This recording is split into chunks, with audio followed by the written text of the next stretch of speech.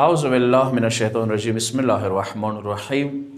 ایوا مسله د غسل جنابات کې منی حواله سره د ځنه وخت انسان غسل جنابات وکي هغه نه بعد بیا احساس کوي چې یوه قطره منی راغله. دا دوه حالتونه خلی نه ده.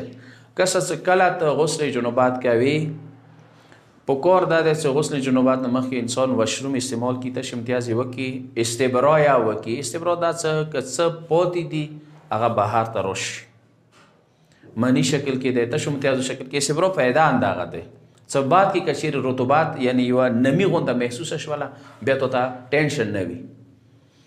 نو استبرا د بعد هم که چیرې راغلله شک دی چیرې دا رطوبات منی حکم لري که نه لري بیا هغه صورت کې هغه که چیرې استبرا د کړي وي استبرا د بعد داسې شولو بیا هغه مشکوکه دی یعنی شک دی چې دا منی دی که نه دی. اخ صورت کې مو سره درې حکمونه دي درې شرایط دي د منی والا څه هغه مد نظر وساتوئ. یو صورت کې خدا دی چې کنفرم دی یقیني دی چې دا منی دی هغه بېله خبره دی. یو ورې داسې دی چې کنفرم نه دی یقیني نه دی مشکوکه دی شاک دی څویا دا منی دی که نه دی. په کور دی چې هغه ته شار دا وي چې هغه پریشر حالات کې وي تو بدن کې کمزوري راولي و شهوات سره وي.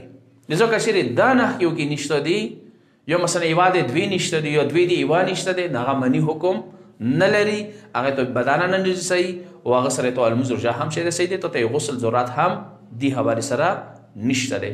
مشکوک حالات کې څنګه مشکوک وي ته شک وي چې دا منی دی کا نه دی. د صورت کې بیا چې کې درې نښ کې شار او ته مغدي ضروری دي. یو د بدن کې سستی راولي شهوات سره وي او بدن کې کمزوري راولي. واخر دعوانا الحمدلله رب العالمین.